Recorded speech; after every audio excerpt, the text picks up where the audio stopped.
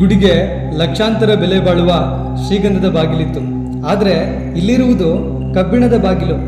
ಹಾಗಾದ್ರೆ ಇಲ್ಲಿದ್ದ ಶ್ರೀಗಂಧದ ಬಾಗಿಲು ಏನಾಯಿತು? ಈ ಗುಡಿಯ ಮುಂದೆ ಅರಮನೆ ಇತ್ತು ಎಂದು ಪುಸ್ತಕಗಳಲ್ಲಿ ಬರೆಯಲಾಗಿದೆ. ಆದರೆ ಈಗ ಇಲ್ಲಿರುವುದು ಪಾಳು ಬಿದ್ದಿರುವ ಜಾಗ ಮಾತ್ರ. ಈ ಗುಡಿಯ ಮುಂಭಾಗ ಬಿದ್ದು ಹೋಗಿದೆ. ಬಿದ್ದು ಹೋದ ಗುಡಿಯ ಮುಂಭಾಗ ಹೇಗಿರಬಹುದೆಂಬ ಹಾಗೂ ಬಿದ್ದು ಹೋಗಲು ಕಾರಣವೇನು ಎಂಬ ಕುತೂಹಲ ನಮ್ಮಲ್ಲಿ ಉಂಟಾಯಿತು. ಈ ಗುಡಿಗೆ ಸಂಬಂಧಿಸಿದಂತೆ ಇಂಟರ್ನೆಟ್, ಪ್ರಾಚ್ಯವಸ್ತು ಸಂಗ್ರಹಾಲಯ, ಮೈಸೂರಿನ ಗ್ರಂಥಾಲಯ ಮತ್ತು ಕಳಲೆಗೆ ಸಂಬಂಧಿಸಿದ ಹಲವಾರು ಪುಸ್ತಕಗಳನ್ನು ಹುಡುಕಿದಾಗ ಒಂದು ಫೋಟೋ ದೊರೆಯಿತು. ಆ ಫೋಟೋವನ್ನು ಪ್ರಿಂಟ್ ತೆಗೆದುಕೊಂಡಿದ್ದೇವೆ. ಗುಡಿಯ ಮುಂಭಾಗ ಹೇಗಿತ್ತು ಎಂಬುದನ್ನು ನೀವೇ ನೋಡಿ. ಈ ಗುಡಿಯನ್ನು ನೀವು ಸೂಕ್ಷ್ಮವಾಗಿ ನೋಡಿ. ಗುಡಿಯ ಗೋಡೆಯ ಮೇಲೊಂದು ಅರಳಿ ಮರದ ಬೇರು ಹಬ್ಬುತ್ತಿರುವುದನ್ನು ಗಮನಿಸಿ.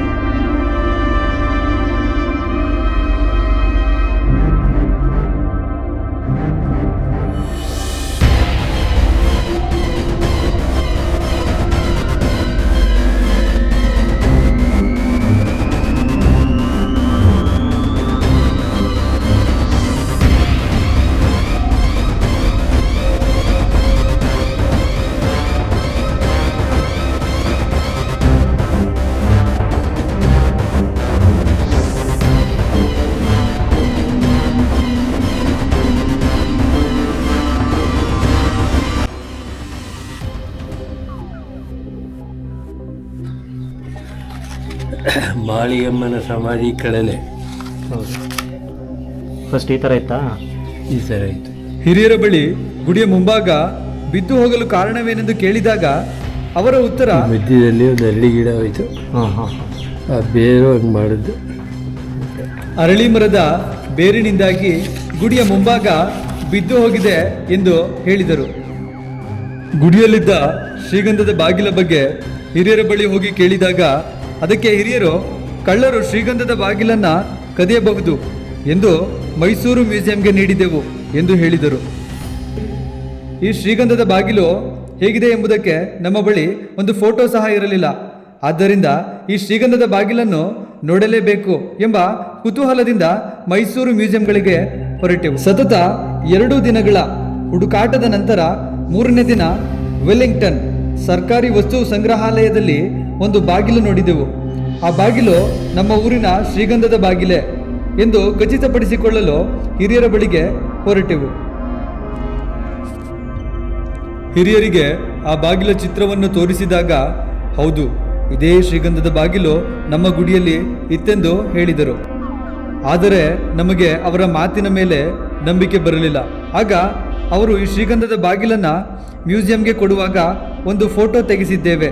ಆ ಫೋಟೋ ಆರು ಪತ್ತೆದಾರರಾದ ಜಯರಾಮ್ ರವರ ಹೋಟೆಲ್ನಲ್ಲಿದೆ ಎಂದು ಹೇಳಿದರು. ತಕ್ಷಣ ನಾವು ಫೋಟೋವನ್ನು ನೋಡಲು ಜಯರಾಮ್ ರವರ ಹೋಟೆಲ್ಗೆ ಹೊರಟೆವು.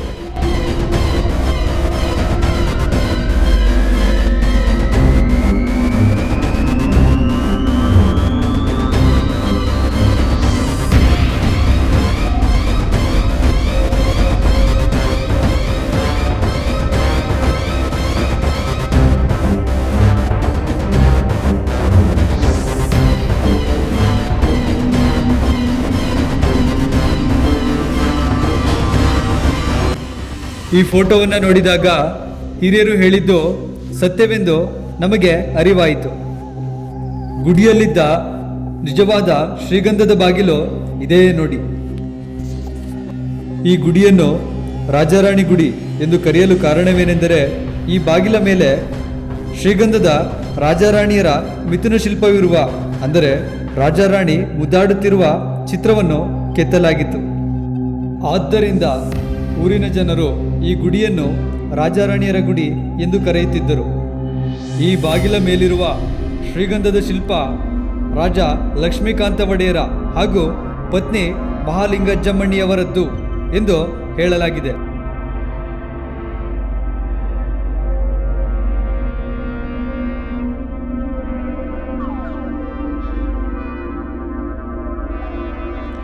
ಗುಡಿಯ ಮುಂದೆ ವಿಷಕಾರಿ ಮಂಡಲದ ಹಾವುಗಳು, ಜರಿಹುಳುಗಳು ಚೇಳುಗಳು ಹೆಚ್ಚಾಗಿದ್ದು ನಡೆದಾಡುವಾಗ ಎಚ್ಚರದಿಂದ ಹೆಜ್ಜೆಗಳನ್ನಿಡಿ. ಶಾಲಾ ಮಕ್ಕಳು ಆಟ ಆಡುವಾಗ, ಊಟ ಮಾಡುವಾಗ, ನಡೆದಾಡುವಾಗ ಎಚ್ಚರದಿಂದಿರಿ.